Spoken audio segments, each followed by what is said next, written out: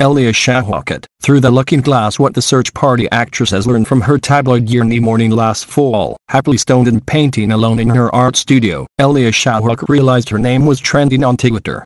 Photos of the actress walking out of a Los Angeles playhouse alongside Brad Pitt had just been published, and both the best and ostensibly nebulous segments of the internet were agog. "I was like, I don't believe this," says Shawkat in late May from her sunny Los Angeles kitchen, where she's just woken up a little before 11:30 a.m., yanked on a bright blue pullover, and FaceTimed me, looking glary and a little sleepy. As she recounts the story, she alternates between smoking a cigarette and sipping a green smoothie, occasionally gesticulating with an oversized blue lighter. "All my friends were like, what's going on?" and sending me photos, she says. "I just felt overwhelmed. It's the feeling of being naked in school, like, oh my god, everyone's looking at me." The blurry paparazzi snaps began in earnest after Shawkat, 31, and Pitt, 56, were spotted at that playhouse, at Mike Birbiglia's one-man show, at a Thundercat concert, at an In-N-Out Burger, at one of Shawkat's gallery shows, and at a Kanye West opera. The photos would be utterly mundane. The two laugh and hug in matching fedoras and blazers, or quietly ponder a fast food menu, if not for the fact that Pitt's dating life has long been dissected with the fervor of 1 billion unhinged scientists. "To get it out of the way, we're not dating. We're just friends," says Shawkat.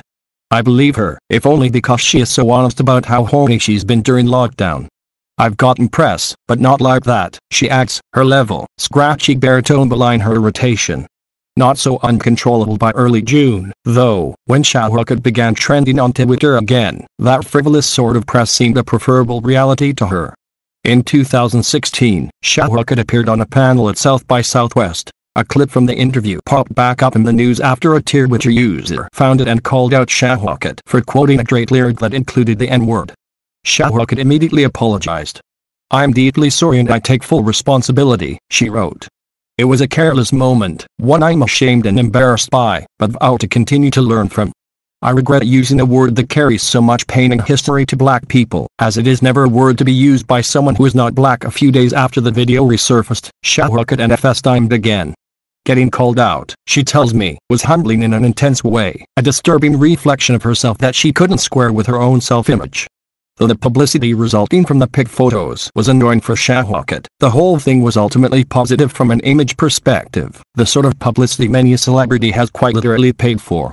But the second round of public attention, a video of her with heavy stakes, was painful, especially for a queer woman of color. Shawkat is half Iraqi, who has long thought of herself as a progressive ally, speaking openly about Palestine, attending Black Lives Matter protests, and, recently, calling for the defunding of the police.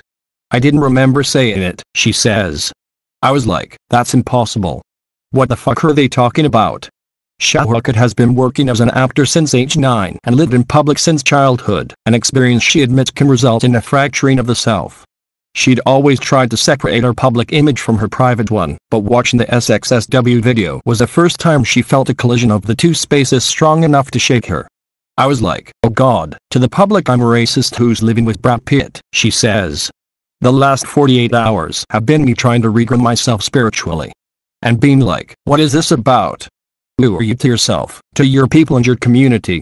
Much of her early career, Shawkat was primarily known from her role as Meb, the mischievous object of her cousin's lust on the long-running series Arrested Development.